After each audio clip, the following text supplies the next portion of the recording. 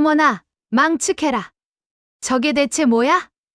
그녀는 수건을 움켜쥔 채 아무 말도 할 수 없었습니다. 경희 씨의 하루는 언제나 같은 걱정으로 시작되었습니다. 창밖으로 아침 햇살이 비치면 그녀는 부엌에서 아침상을 차리면서도 자꾸만 아들 방문 쪽을 힐끗힐끗 쳐다보곤 했습니다. 45살이 된 외동아들. 그 나이면 벌써 애 둘은 학교에 보낼 나이인데 아들은 여전히 혼자였습니다. 여보, 우리 아들은 대체 언제 결혼할까요? 경희 씨가 남편에게 물으면 남편은 늘 TV를 보며 무심하게 대답했습니다. 그렇게 조르면 더 안 해. 때가 되면 하겠지. 하지만 경희 씨는 알고 있었습니다. 남편도 속으로는 같은 걱정을 하고 있다는 것을. 다만 겉으로 내색하지 않을 뿐이었습니다. 아들은 어릴 적부터 조용하고 내성적인 아이였습니다. 친구들과 어울리는 것보다 혼자 책을 읽거나 컴퓨터 앞에 앉아 있는 걸 좋아했습니다. 학교에서도 성적은 중간쯤 했고 특별히 눈에 띄는 재능이 있는 것도 아니었습니다. 그저 성실하고 착한 아이였습니다. 대학을 졸업하고 취직한 곳도 작은 중소기업이었습니다. 15년째 대리로 일하면서 월급은 빠듯하지만 그럭저럭 생활은 할만했습니다. 문제는 딱 하나. 여자였습니다. 경희 씨는 아들이 30을 넘길 무렵부터 본격적으로 중매를 시도하기 시작했습니다.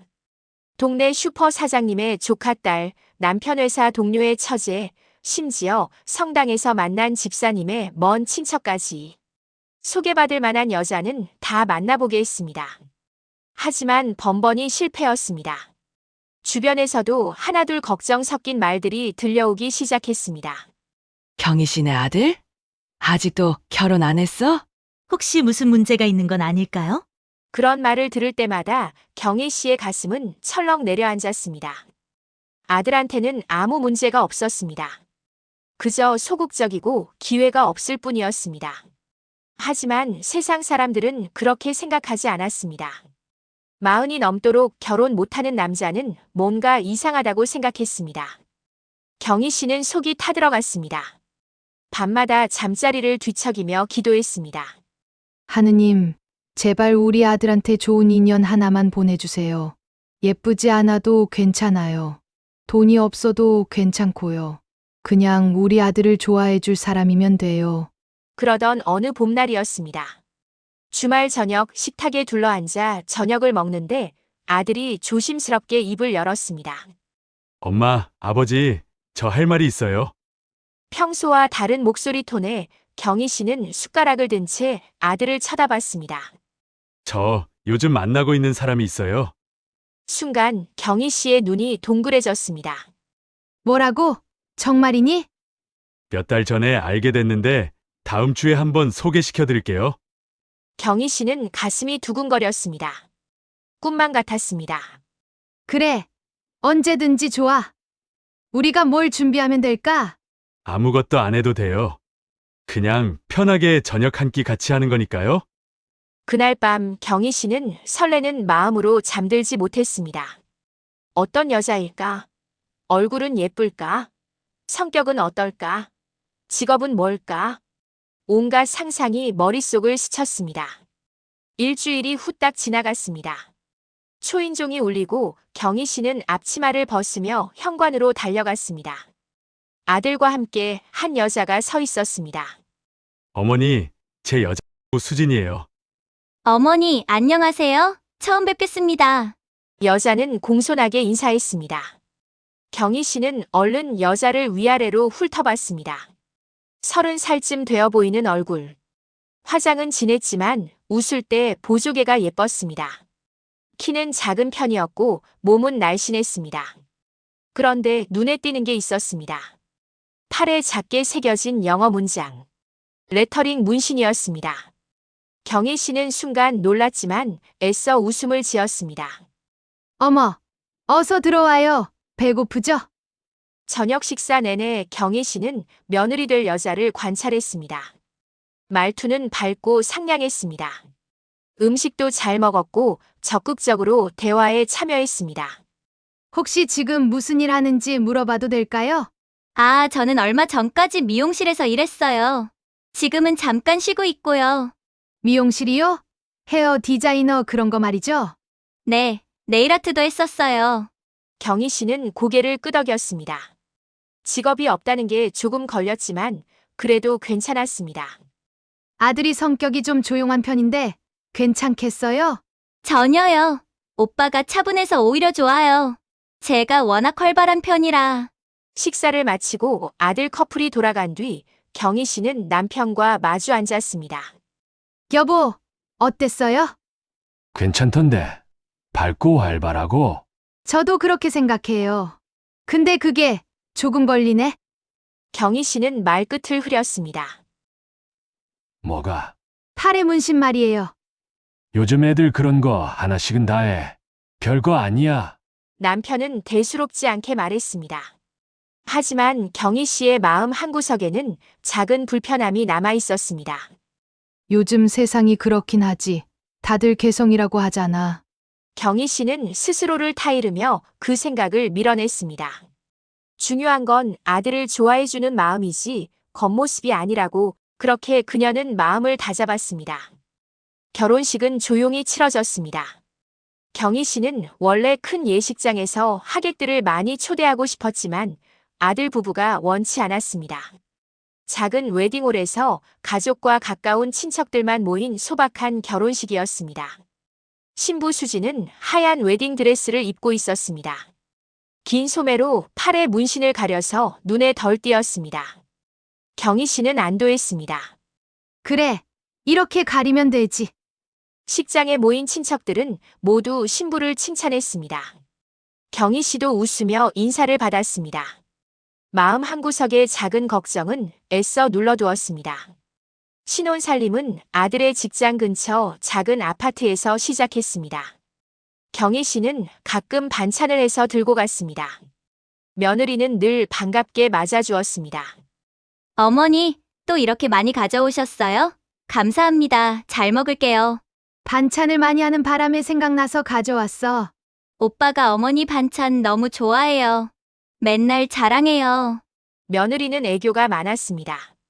시어머니를 대하는 태도도 공손했고 말도 예쁘게 했습니다. 경희 씨의 남편은 며느리를 무척 마음에 들어 했습니다. 저런 애가 들어와서 집안 분위기가 좋아졌네. 우리 아들 잘 만났어. 그러게요. 착하긴 한 것 같아요. 것 같긴 뭐가 것 같아. 착하지. 남편은 며느리가 올 때마다 기분이 좋아 보였습니다. 며느리도 시아버지를 잘 따랐습니다. 결혼 후 몇 달이 지나 경희 씨의 첫 생일이 다가왔습니다. 어머니, 이번 생신 때 저희가 집에 가서 생일상 차려드릴게요. 며느리가 먼저 제안했습니다. 경희 씨는 감동했습니다. 아니야, 괜찮아. 뭐하러 힘들게 그래. 무슨 말씀이세요? 당연히 해야죠. 제가 미역국도 끓여갈게요. 생일 당일 아들 부부가 큰 가방을 들고 나타났습니다. 미역국부터 시작해서 갈비찜, 잡채, 전까지 정성스럽게 준비해 왔습니다. 어머, 이걸 언제 다 준비했어? 어제부터 준비했어요. 어머니 좋아하실 것 같은 거로요. 며느리는 능숙하게 상을 차렸습니다. 음식 솜씨도 괜찮았습니다. 생일상을 받으며 경희 씨는 뭉클했습니다. 이렇게 신경 써주는 며느리가 고마웠습니다. 식사를 하는 중에 경희 씨는 며느리의 발목에서 뭔가를 발견했습니다. 발목을 감싸고 있는 화려한 문신. 색까지 선명한 꽃과 나비 문양이었습니다. 저건 또 언제 한 거지? 경희 씨는 잠깐 멈칫했지만 곧 시선을 돌렸습니다. 오늘은 경희 씨의 생일이고 기분 좋은 날이니까 기분 나쁜 내색을 하고 싶지 않았습니다. 애기야, 고맙다. 덕분에 좋은 생일 보냈다. 에이, 이 정도야 당연하죠. 며느리는 환하게 웃었습니다. 하지만 경희 씨의 마음속에는 작은 불편함이 자리 잡았습니다.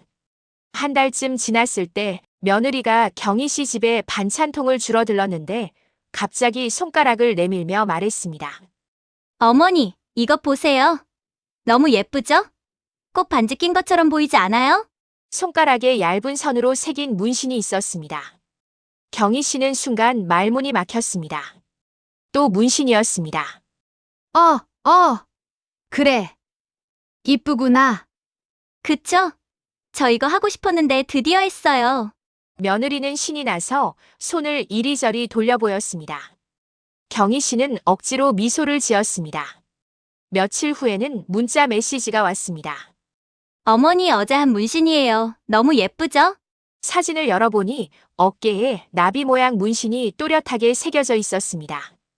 경희 씨는 답장을 보내지 못하고 한참을 멍하니 화면만 바라봤습니다.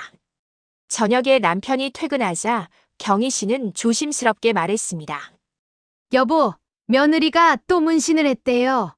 그래. 뭐 어땠어? 이번엔 어깨에 나비래요. 사진도 보냈어요. 요즘 젊은 사람들 다 그렇지 뭐. 남편은 대수롭지 않게 넘겼습니다. 하지만 경희 씨는 달랐습니다.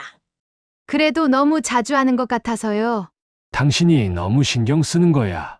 자기 몸인데 뭘. 경희 씨는 더 이상 말하지 않았습니다. 남편이 이해하지 못할 거라는 걸 알았습니다. 밤에 잠자리에 누워서도 며느리의 문신들이 자꾸 떠올랐습니다. 팔에 레터링, 발목에 꽃과 나비, 손가락에 선, 어깨에 나비 문신까지. 도대체 얼마나 더 할 생각인 거지? 경희 씨는 한숨을 쉬었습니다. 며느리는 착했습니다. 시부모를 잘 모셨고 아들도 행복해했습니다. 집안일도 잘했고 성격도 밝았습니다. 하지만 문신만은 도저히 익숙해지지 않았습니다. 동네 사람들이 며느리의 문신을 볼 것 같아 매일 불안했습니다. 슈퍼에서 이웃을 만나면 괜히 며느리 이야기는 피하게 되었습니다. 경희 씨, 아들이랑 며느리는 잘 지내? 응, 잘 지내고 있어. 요즘 젊은 며느리들은 어때? 시집살이 안 한다며? 우리 며느리는 착해. 잘해줘. 짧게 대답하고 얼른 자리를 피했습니다. 더 이상 묻지 말아달라는 듯이요. 내가 너무 고지식한 건가? 요즘 세상은 저런 게 당연한 건가? 하지만 아무리 생각해도 마음이 편치 않았습니다. 경희 씨는 자꾸만 자신이 낡은 사람처럼 느껴졌습니다. 며느리는 밝고 당당했습니다. 문신을 자랑스럽게 보여주었고 숨기려 하지도 않았습니다. 그런 며느리가 때로는 부러웠고 때로는 이해할 수 없었습니다. 경희 씨는 며느리를 미워하고 싶지 않았습니다. 하지만 그럴수록 마음은 더 불편했습니다. 어떻게 해야 하지? 이대로 괜찮은 걸까? 그 질문에 대한 답은 여전히 찾지 못한 채 경희 씨의 고민은 깊어만 갔습니다. 계절이 바뀌고 경희 씨의 칠순이 다가왔습니다. 아들이 먼저 전화를 걸어왔습니다. 엄마, 칠순 어떻게 할 거예요? 식당에서 가족들 모아서 할까요? 아니야. 조용히 넘기자. 큰 잔치는 부담스러워. 그래도 칠순인데 뭐라도 해야죠. 며느리가 전화를 받았습니다. 어머니, 이번에 제가 좋은 곳 알아봤어요. 온천 리조트인데 요즘 날씨도 쌀쌀해졌고 피로도 풀 겸 우리 온천 다녀와요. 온천 리조트? 그건 또 뭐야? 완전 좋은 곳이에요. 어머니 좋아하실 거예요. 제가 예약할게요. 며느리의 목소리는 밝고 들떠 있었습니다. 경희 씨는 거절하기가 어려웠습니다. 그래, 그럼 고맙다. 전화를 끊고 나서 경희 씨는 남편에게 말했습니다. 여보, 며느리가 온천 여행 가잔데 어때요? 좋지. 우리 며느리가 효녀네. 당신 칠순도 다 챙겨주고. 그런데 온천이라면 같이 목욕해야 하는 거 아니에요? 그야 그렇겠지. 왜? 경희 씨는 며느리의 문신들이 떠올라 말을 잇지 못했습니다. 하지만 남편 앞에서는 내색하지 않았습니다. 괜히 또 며느리 흉보고 과장한다고 하겠지? 며칠 후 경희 씨 부부와 아들 부부는 함께 온천 리조트로 향했습니다. 차 안에서 며느리는 신이 나서 떠들었습니다. 어머니, 거기 진짜 좋대요. 온천수도 좋고 음식도 맛있대요. 그래, 너가 알아봐줘서 고맙다. 에이, 별 말씀을. 어머니 칠순인데 이 정도야 당연하죠. 경희 씨는 며느리의 밝은 모습에 조금씩 마음이 누그러졌습니다. 그래, 그 조그만 문신들이 뭐 어때서? 이렇게 착한 며느린데. 리조트에 도착했습니다. 깔끔한 객실에 짐을 풀고 저녁 식사를 마쳤습니다. 며느리가 미리 예약해둔 한정식이었는데 음식이 정갈하고 맛있었습니다. 어머니, 입에 맞으세요? 응, 맛있다. 잘 먹었어. 다 드셨으면 온천 가실래요? 제가 등 밀어드릴게요. 경희 씨는 순간 긴장했습니다. 드디어 온천에 가야 할 시간이었습니다. 그래, 그럼 가볼까? 남편과 아들은 남탕으로, 경희 씨와 며느리는 여탕으로 향했습니다. 탈의실에서 옷을 벗는데 경희 씨는 자꾸만 며느리 쪽을 힐끗거리게 되었습니다. 며느리는 수건으로 몸을 가린 채 먼저 온천으로 들어갔습니다. 경희 씨도 천천히 뒤따라 들어갔습니다. 뜨끈한 물이 몸을 감쌌습니다. 어머니, 물 온도 괜찮으세요? 응, 좋구나. 따뜻해. 경희 씨는 물속에 몸을 담그고 눈을 감았습니다. 피로가 풀리는 것 같았습니다. 10분 뒤 며느리가 덥다며 일어서더니 탕 밖으로 나가려고 했습니다. 그 순간이었습니다. 경희 씨의 눈이 커졌습니다. 입이 저절로 벌어졌습니다. 며느리의 등 전체에는 거대한 호랑이 문신이 새겨져 있었습니다. 호랑이는 위에서 아래로 등 전체를 뒤덮고 있었습니다. 색도 선명해서 마치 살아 움직이는 것 같았습니다. 경희 씨는 숨이 막혀서 아무 말도 할 수 없었습니다. 며느리는 뿌듯한 표정으로 말했습니다. 어머니, 이거 보세요. 호랑이가 우리나라 지도처럼 보여요. 멋있죠? 이거 하는데 진짜 오래 걸렸어요. 경희 씨는 그저 멍하니 며느리의 등을 바라볼 뿐이었습니다. 작년부터 조금씩 작업했는데 드디어 완성됐어요. 어머니한테 보여드리고 싶었어요. 아, 그래? 어머니, 등 밀어드릴까요? 아니다. 등은 엊그제 밀어서 괜찮아. 안 밀어도 돼. 경희 씨는 극구 반대하며 손을 내저었습니다. 경희 씨는 며느리를 차마 똑바로 쳐다볼 수가 없었습니다. 온천에 있는 다른 사람들도 며느리를 쳐다보는 것만 같았습니다. 수군거리는 소리가 들리는 것도 같았습니다. 경희 씨는 문신 가득한 며느리가 너무 부끄러워서 말도 제대로 걸지 못했습니다. 어머니, 여기 물 정말 좋죠? 응, 좋네. 다음에 또 와요. 저 여기 너무 마음에 들어요. 그래. 경희 씨는 짧게만 대답했습니다. 빨리 이 자리를 벗어나고 싶었습니다. 어머니, 어디 불편하세요? 며느리가 걱정스럽게 물었습니다. 아니야, 괜찮아. 그냥 좀 더워서 그래. 먼저 나갈게. 벌써요? 좀 더 계시다 가시지. 왜 벌써 나가세요? 아니야, 난 오래 있으면 어지러워. 먼저 나갈게. 경희 씨는 서둘러 물에서 나왔습니다. 탈의실로 달려가 옷을 입고 객실로 돌아왔습니다. 남편은 이미 목욕을 끝내고 와서 TV를 보고 있었습니다. 여보, 벌써 왔어. 온천 어땠어? 경희 씨는 침대에 털썩 앉았습니다. 여보, 왜? 무슨 일 있어?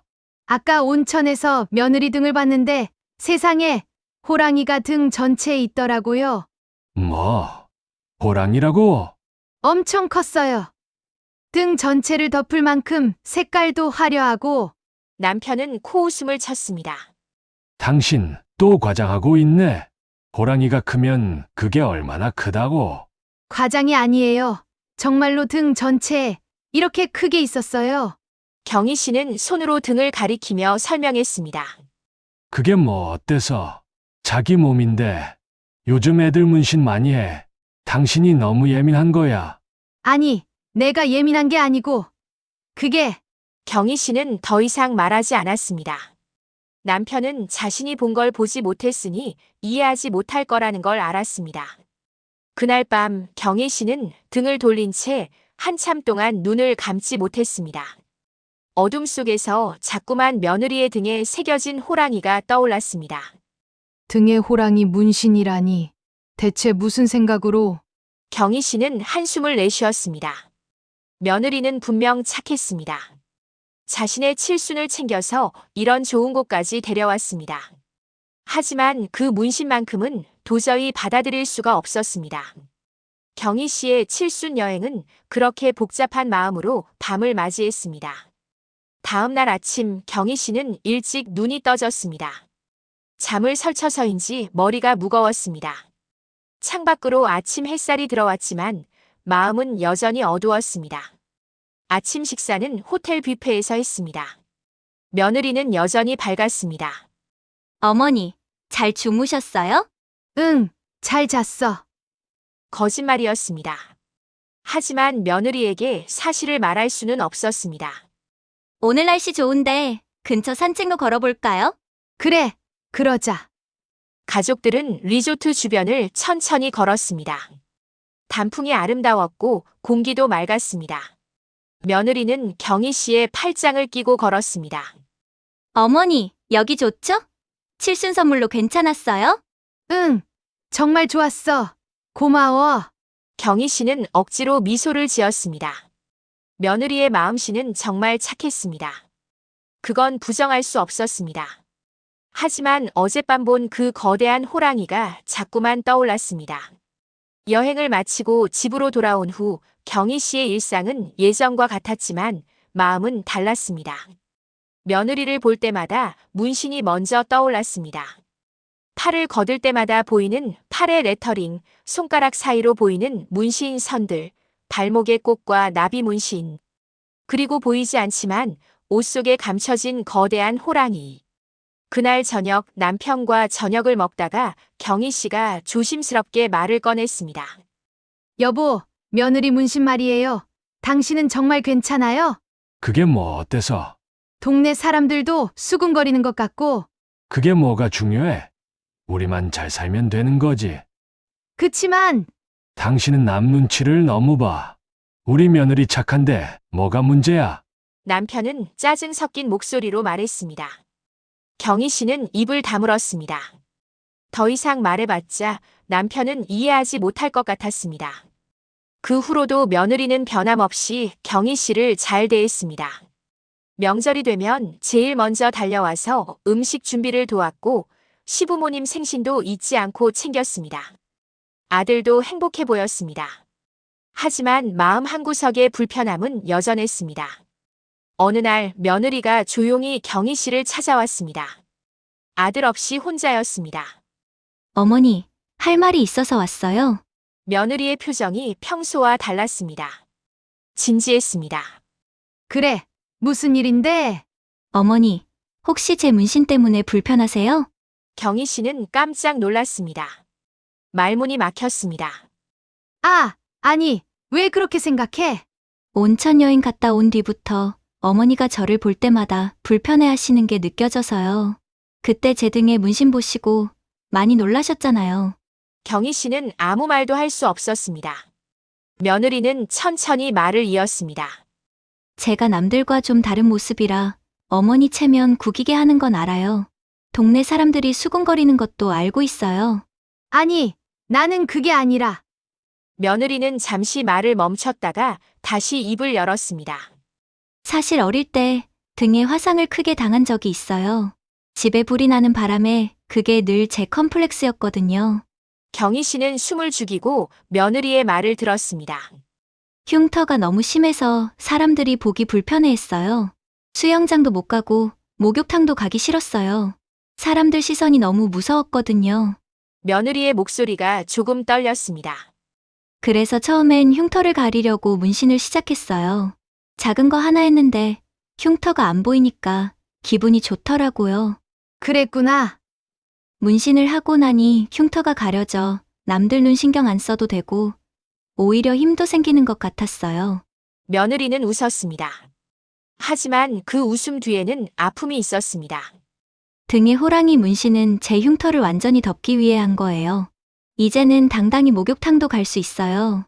사람들이 징그러운 화상 흉터가 아닌 호랑이 문신으로 보니까요. 경희 씨는 그제야 이해했습니다. 며느리의 문신 뒤에 숨겨진 이야기를. 전혀 몰랐어. 나는 그 호랑이 문신에 너무 놀라서 흉터를 가린 줄도 몰랐어. 괜찮아요. 제가 말씀 안 드렸으니까요. 미안하다. 내가 너무 겉모습만 봤구나. 아니에요. 어머니가 불편해하시는 것도 이해해요. 갑자기 이런 며느리가 들어와서 당황스러우셨을 거예요. 며느리는 경희 씨의 손을 잡았습니다. 천천히 익숙해지시면 돼요. 저도 어머니가 익숙해지실 때까지 기다릴게요. 경희 씨는 며느리의 손을 꽉 쥐었습니다. 둘은 한동안 손을 맞잡은 채 서 있었습니다. 그날 이후로도 경희 씨는 여전히 며느리의 문신이 완전히 편하지는 않았습니다. 동네 사람들의 시선도 여전히 신경 쓰였습니다. 하지만 한 가지는 확실히 알게 되었습니다. 아들이 웃는 얼굴로 행복해할 때 그 옆에는 늘 며느리가 있었다는 것을요. 며느리가 시부모를 진심으로 대하고 아들을 사랑한다는 것. 그 문신 속에 담긴 한 사람의 아픈 이야기와 용기가 있다는 것. 경희 씨는 며느리를 이해하려 노력하기로 했습니다. 완전히 받아들이지는 못하더라도 그 속에 담긴 이야기를 듣고 그녀의 용기를 인정하기로 했습니다. 어느 날 저녁 아들 가족이 저녁을 먹으러 왔습니다. 며느리가 긴 팔을 조금 걷어 입고 있어 팔의 문신이 그대로 보였습니다. 예전 같았으면 경희 씨는 속으로 불편해했을 것입니다. 하지만 이제는 조금 달랐습니다. 문신이 아니라 그 문신 뒤에 숨은 며느리의 얼굴이 먼저 보였습니다. 어머니, 오늘 제가 어머니 좋아하시는 갈비찜 해왔어요. 어머, 고마워라. 우리 며느리 참 착하네. 경희 씨는 진심으로 미소를 지었습니다. 완벽하지는 않았습니다. 여전히 마음 한구석에는 불편함이 남아 있었습니다. 하지만 경희 씨는 알고 있었습니다. 사랑하는 마음이라는 게 때로는 완벽하게 이해하지 못해도 괜찮다는 것을. 중요한 건 함께 노력하고 서로를 존중하는 것이라는 걸 알았습니다. 경희 씨는 여전히 문신이 낯설지만 그 문신 속에 담긴 한 사람의 이야기를 이해하려 노력하고 있습니다. 그리고 그것만으로도 충분하다고 이제는 생각했습니다. 식탁에 둘러앉은 가족들의 웃음소리가 집안을 가득 채웠습니다. 경희 씨는 그 소리를 들으며 조용히 미소 지었습니다. 이것이 바로 가족이라는 것. 서로 다르지만 함께 있기에 완성되는 것.